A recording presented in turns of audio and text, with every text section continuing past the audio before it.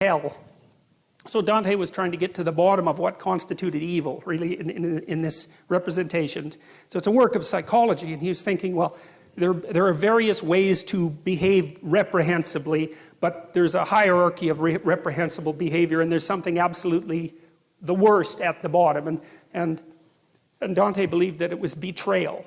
And I think that's right, because, you know, one of the things that enables long-term cooperation, peaceful cooperation between people is trust. And I would also say that trust is the fundamental natural resource. There's been some very good books written on the economic utility of trust, for example, and societies where the default economic presupposition between trading partners is trust tend to be rich, even if they don't have any natural resources. And you can see that, for example, with what happened with eBay, which I think was a kind of miracle, because what should have happened with eBay was that you sent me junk and I sent you a check that bounced, right? And that was the end of eBay.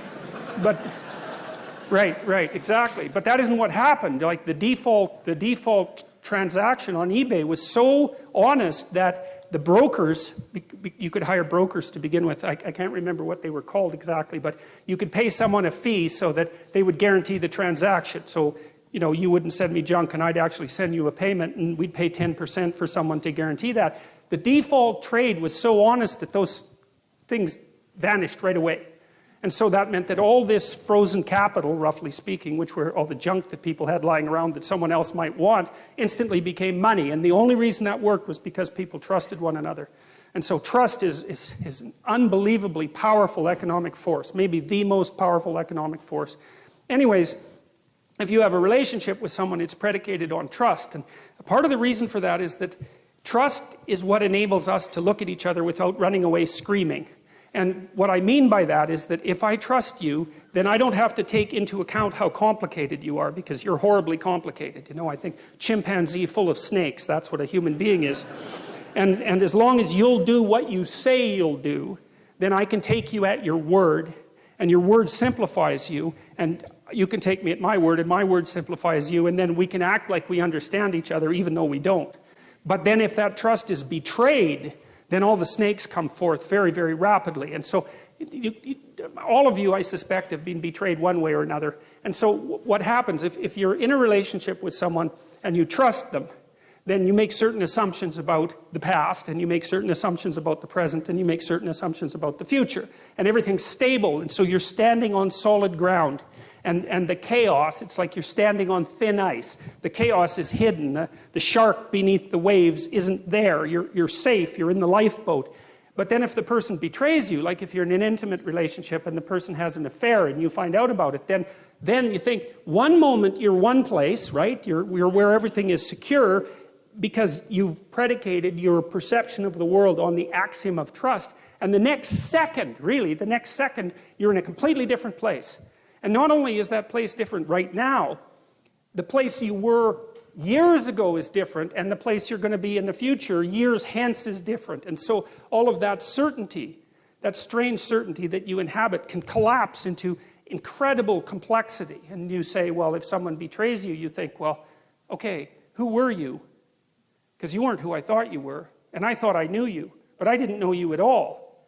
And I never knew you, and so all the things we did together, those weren't the things that I thought were happening. Something else was happening, and you were someone else, and that means I'm someone else because I thought I knew what was going on, and clearly I don't. I'm some sort of blind sucker, or the victim of a psychopath, or someone who's so naive that they can barely live, and I don't understand anything about human beings, and I don't understand anything about myself, and I have no idea where I am now. I thought I was at home, but I'm not. I'm in a house, and it's full of strangers, and I don't know what I'm going to do tomorrow or next week or next year. It's like all of that certainty, that habitable certainty, collapses right back into the potential from which it emerged.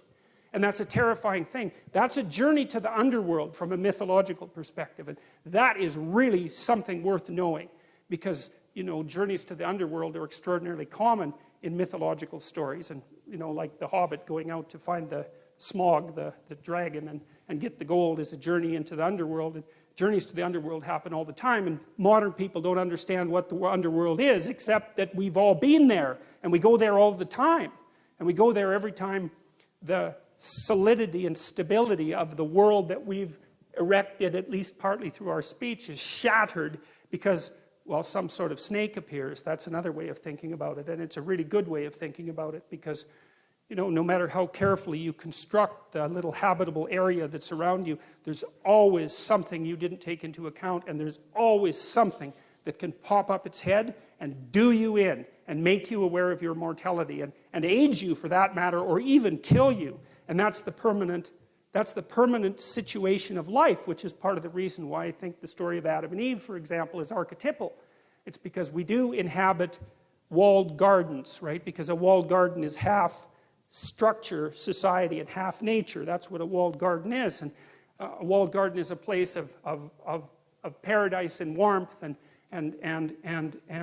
love and sustenance, but it's also the place where something can pop up at any moment and knock you out of it. And I think part of the reason that that story exists at the beginning of this collection of books is because it explains the eternal situation of human beings. We're always in that situation. We're in a walled garden, or we bloody well hope we are.